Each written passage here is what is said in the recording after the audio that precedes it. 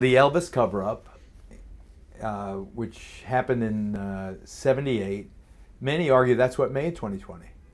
It was the highest rated documentary ever. It was the highest rated 2020 until Barbara's Monica Lewinsky interview, and it's still the second highest rated. It got like a 43 share of the audience. It was something extraordinary. And basically it was the grim, melancholy story of the prescription pill junkie that Elvis had become, and ultimately cost him his life. How would you describe the format of the show and how it was received?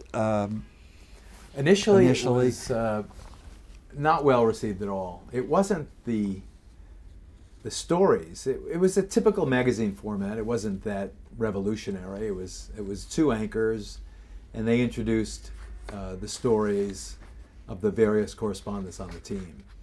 The anchors only lasted 1 week. The ratings were disastrous. My first story was widely criticized. It was about the abuse of racing greyhounds, as I recall. Mm-hmm. Pretty good story, I think. It was just, I think, it was more the choice of what the story was about. Oh, this is what he's going to talk about, dogs, and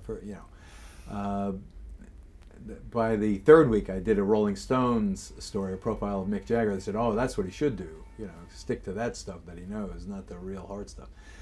But the anchors were gone in the first week, and they brought in Hugh Downs, who became a great friend, a wonderful colleague with whom I would often go in the field. We had shared a lot of interests: racing sailboats, having perilous adventures, trekking the wild.